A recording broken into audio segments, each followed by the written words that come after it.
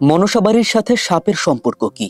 কি আছে ৬৫০ বছরের পুরনো এই স্থাপনায়? পরিত্যক্ত তবে অনিন্দ্য সুন্দর, গাছপালায় ছেয়ে আছে কিছু অংশ। সৌন্দর্যের বিবেচনায় কোনো কোনো দিক থেকে আধুনিক কোনো স্থাপনাকেও হার মানাবে এই ইমারতগুলো। শরীয়তপুর সদর উপজেলাধীন ধানুকার মনসাবাড়ি একটি পুরাতন ঐতিহ্যবাহী বাড়ি। শরীয়তপুর শহরের দক্ষিণাংশে মনসাবাড়ির অবস্থান। মনসাবাড়ির সীমানার ভেতরে রয়েছে ৫টি ইমারত। ইমারতগুলোর মধ্যে একটি দুর্গা মন্দির, একটি মনসাবাড়ি, একটি কালী মন্দির, একটি নহবতখানা আর একটি শিক্ষা প্রতিষ্ঠান হিসেবে ব্যবহৃত হয়েছে।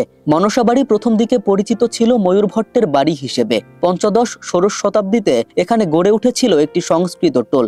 মধ্যযুগের মহিলা কবি জয়ন্তী বা বৈজয়ন্তী এই টোলে পড়াশোনা করেছিলেন। শরীয়তপুরের পাবলিক লাইব্রেরিতে এখনো সংরক্ষিত রয়েছে এই টোলের অনেক পুঁথি। বিশাল এই টোলে দূর দূরান্ত থেকে শিক্ষার্থীরা আসতেন। এখানে তাদের থাকারও সুব্যবস্থা ছিল।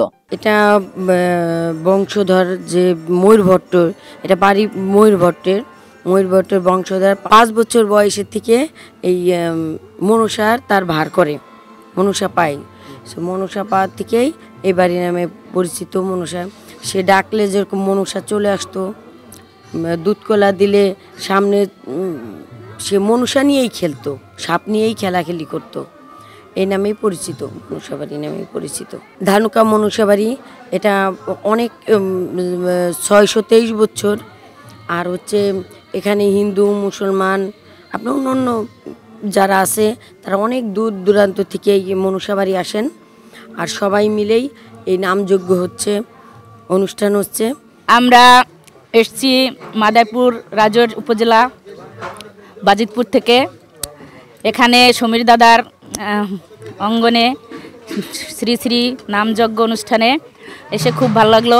আমরা প্রতি বছরই এখানে আসি, আপনারা আশীর্বাদ করবেন আমরা যাতে প্রতি বছর আসতে পারি, ভক্তের চরণধুলি পেতে পারি। হরে কৃষ্ণ।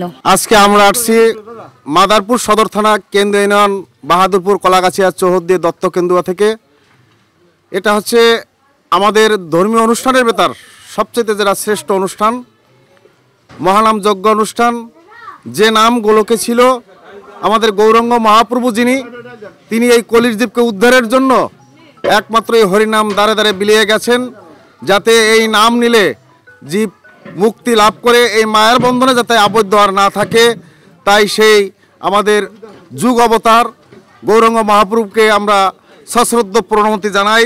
এটি প্রায় ৬৩১ বছর আগের পুরানো একটি ঐতিহ্য, যা হিন্দুদের সংস্কৃতির এক মহান কীর্তি হিসাবে পরিচিত, যা দেশের বরেণ্য ব্যক্তিবর্গগণ এই হিন্দুর এই সংস্কৃতির এই মন্দিরগুলো নিয়ে বিভিন্ন সময় গবেষণা করে আসছেন। এখানে কালের প্রবাহে আজ হিন্দু সমাজের লোকজন অনেকটাই কমে গেছে।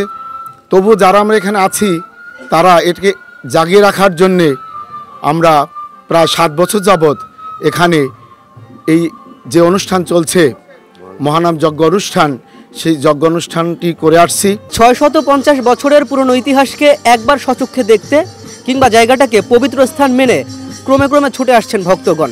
এভাবেই চলতে থাকে তাদের এই মহাযজ্ঞ। জুবায়ের রোহানের ক্যামেরায় KM রাফিন, দূরবীন নিউজ।